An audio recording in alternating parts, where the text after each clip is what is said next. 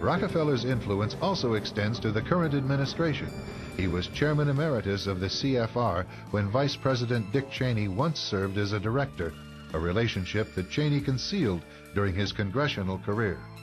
It's good to be back at the Council on Foreign Relations. As Pete mentioned, I've been a member for a long time and was actually a director for some period of time.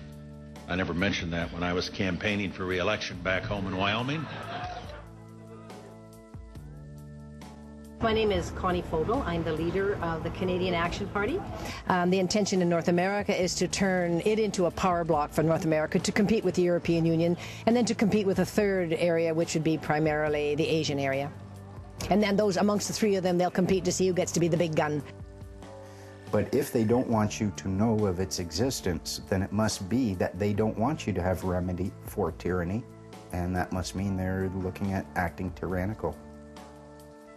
I have, yeah. It sounds like it's part of a globalist agenda to destroy national sovereignty and put a banking elite in power worldwide. That's what it looks like to me. I could be wrong. I haven't studied that closely enough to be sure. But I have studied 9/11 close enough to be sure.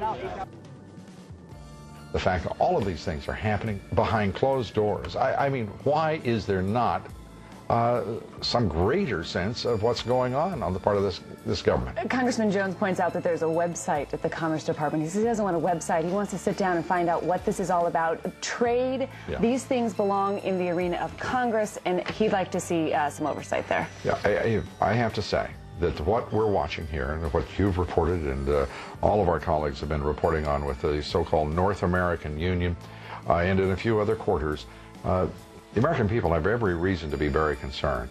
The suggestion that these corporate and business elites, and now we can include some of the luminaries of geopolitics, George Shultz and others, meeting on these issues behind closed doors without the approval or the knowledge of the American public is ridiculous. I would really like to know, and I'm sure that you would as well, just what in the world the Bush administration thinks it's doing carrying out this kind of policy without the approval of the American people or the United States Congress. There is still that little thing called a Constitution.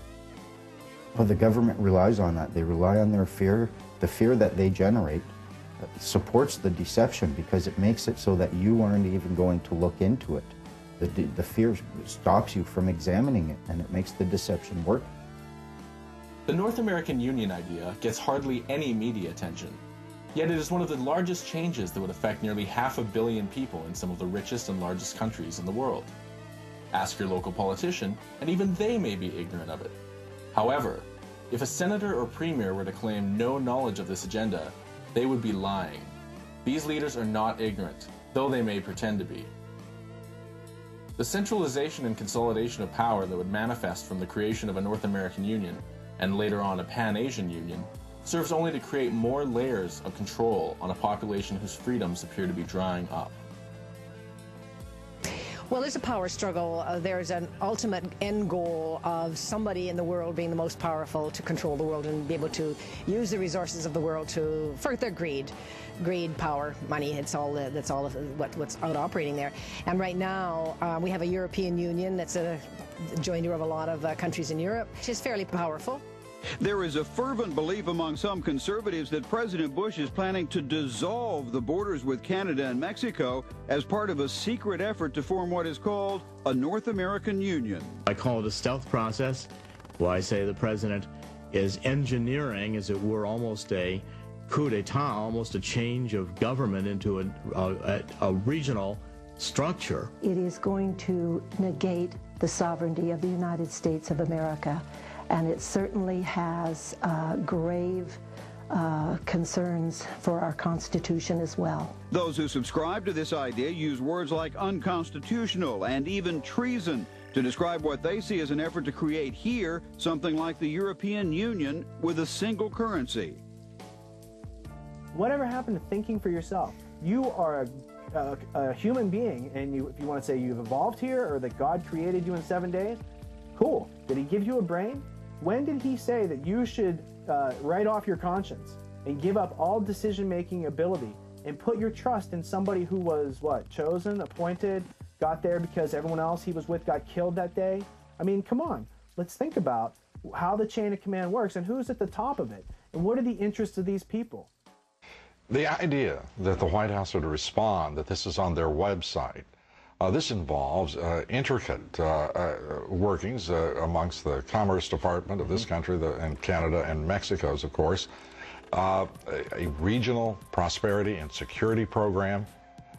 This is absolute ignorance. And the fact that we reported this, we should point out, when it was signed. But as we watch this thing progress, these working groups are continuing, they're intensifying. What in the world are these people thinking about? Well, they say, look, these are a declaration and an outline of our priorities. And when I called them today, Lou, they said I was the first phone call they had received literally since the deal was first signed. So people are not paying attention, and they're letting them, in fact, get away with this.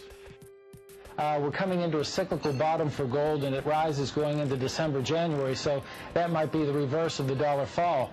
Apart from that, I think one thing people who are dollar-based need to focus on is the Amero. That's the one thing that nobody's talking about that I think is going to have a big impact on everybody's life in Canada, the U.S., and Mexico. If you Google it, you'll find out all about it. Well, you could tell us a little bit more right now. You always hear it on CNBC. The Amero is the proposed new currency for the North American community, which is being developed right now between Canada, the U.S., and Mexico to make a borderless community, much like the EU, and the dollar, Canadian dollar, U.S. dollar, and the Mexican peso replaced by the Amero. You really think that will get any leeway? You may want to visit a couple of websites and see how far along it is. The Canadians are pretty upset about it, whereas the Americans, apart from the Texans, are the only people who know anything about it. The rest of the public's really sort of with their head in the sand on this one.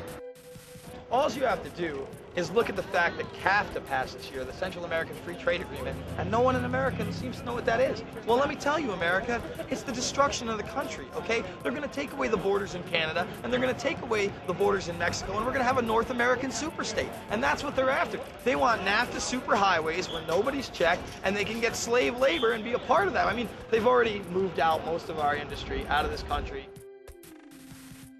You know, I was asked the other day about whether or not I really thought the American people had the stomach to stand up and stop this nonsense, this direction from a group of elites in absolute contravention of our law, of our Constitution, every national value.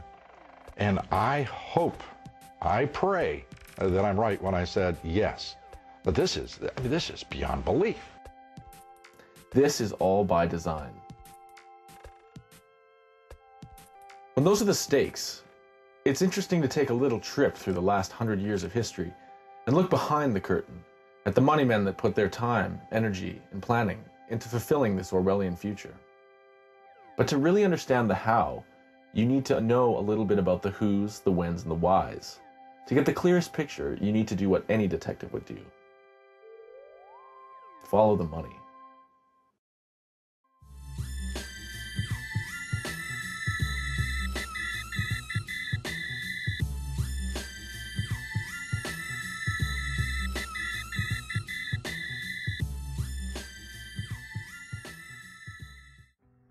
Throughout history, people have bartered their skills, or the results of their labor, as property which could be bought and sold. Money is useful as an exchange medium, especially when two products or services don't have an equal value. Whether paper or precious metals, money is meant to make life easier when needing to sell or acquire goods. But who created money as we know it today? Who manages the money? Who created our monetary system? And what direction is it headed in?